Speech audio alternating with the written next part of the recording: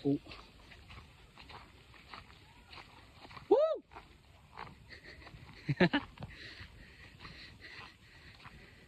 เฮียบดเฮียนำทางบดถอย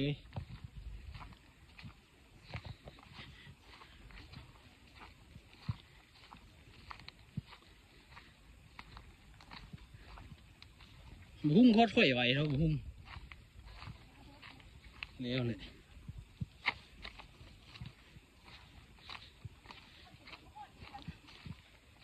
ส้นทางเดินยังไล่ก็แต่ว่าเอาไว้ก็ยากเลยโดนเลยนี่เห็นเลยสิสภาพนะส่วนถุงยางท่านเอ้ย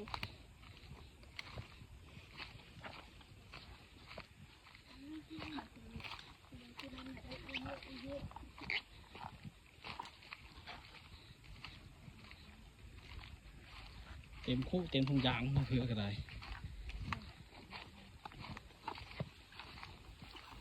แง่ทางได้ของเขาซื้อจะว่าสวดเฮียเลยโอ้โหลุ่มพุ่น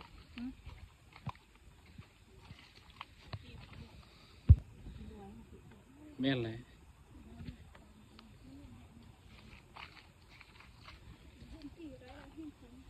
ผู้ตีนในบ้านหมดฟันมือตัวเองซะเลย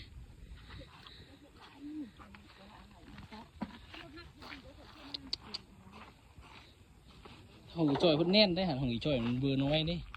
ของเขาก็ข่งนี่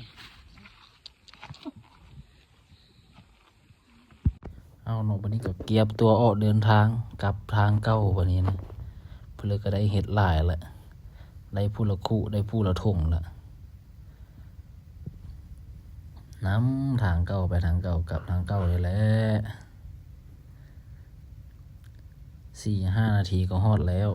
บริไกลเนาะออกจากป่าเห็ดเมืองเงินนั้น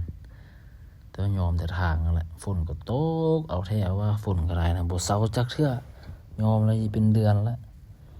ทางก็ความเปื้อนความเพหมดทางก็ได้ธุระกันดารเบิ่งแต่สภาพทางเข้าเฮือนนั่นแหละความโหดปานหนองป่ายอมเลยทางนะทางมันเพย้อนฝนตกหลายดินเปื่อยเนาะเอาเที่ยวรถเที่ยวหลายเหยียบไปเหยียบมาเพหมดทางก็ได้มาฮอดนี่ก็เมียก็ลงยานแต่ว่าเพิ่นว่านะยานสไลเดอร์